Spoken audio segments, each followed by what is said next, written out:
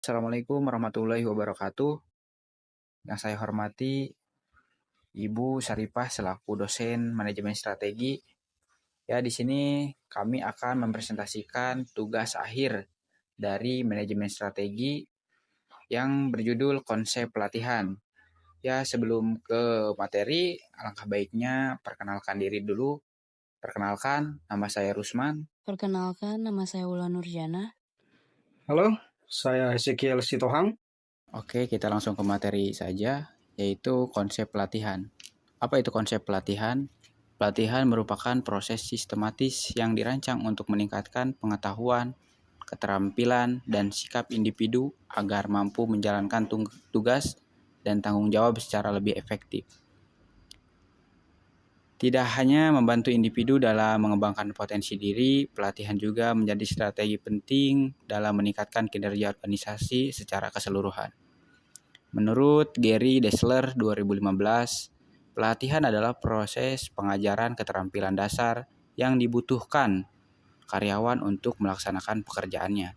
Sementara itu, menurut Filippo 1984, pelatihan merupakan tindakan yang bertujuan untuk meningkatkan keahlian kerja melalui kegiatan belajar yang dirancang secara formal. Berikut adalah penjelasan dari tahapan proses pelatihan. Yang pertama, analisis kebutuhan pelatihan. Tahap ini bertujuan untuk mengidentifikasi kesenjangan antara keterampilan atau pengetahuan yang dimiliki saat ini dengan yang dibutuhkan oleh organisasi. Proses ini melibatkan evaluasi pekerjaan dan kinerja karyawan, identifikasi kebutuhan organisasi, penentuan siapa yang memerlukan pelatihan dan dalam aspek apa. Yang kedua ada perencanaan dan desain pelatihan. Setelah mengetahui kebutuhan pelatihan, langkah berikutnya adalah merancang pelatihan yang efektif. Tahap ini mencakup yang pertama menentukan tujuan pelatihan, yang kedua menyusun materi pelatihan, yang ketiga memilih metode pelatihan yang sesuai, seperti ceramah, simulasi, diskusi, dan lain-lain. Yang terakhir ada menentukan instruktur dan jadwal pelatihan. Untuk yang ketiga ada pelaksanaan pelatihan. Tahap ini adalah pelaksanaan nyata dari pelatihan sesuai rencana yang telah disusun.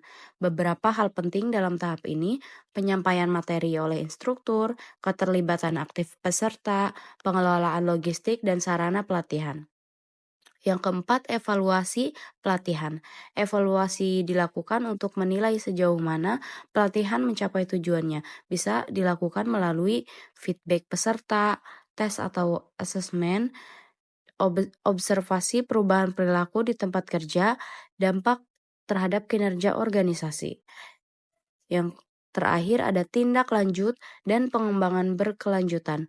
Pelatihan ini berhenti setelah evaluasi. Tahap ini bertujuan memastikan penerapan hasil pelatihan di tempat kerja, tindak lanjut berupa mentoring atau coaching, perkembangan kompetensi lanjutan secara berkelanjutan. Faktor-faktor yang mempengaruhi pelatihan. Yang pertama ada kebutuhan organisasi, yang kedua ada analisis kebutuhan pelatihan, yang ketiga ada karakteristik peserta pelatihan, yang keempat ada kompetensi instruktur, yang kelima ada metode dan media pelatihan, yang keenam ada fasilitas dan sumber daya, yang ketujuh ada anggaran pelatihan, yang kedelapan ada dukungan manajemen dan budaya organisasi. Mungkin sekian materi dari kami. Nah, untuk kesimpulan, pelatihan merupakan salah satu pilar penting dalam pembangunan sumber daya manusia di suatu organisasi.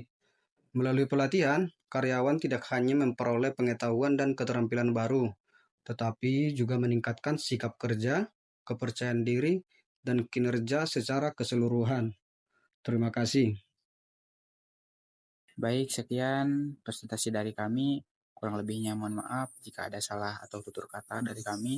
Wassalamualaikum warahmatullahi wabarakatuh.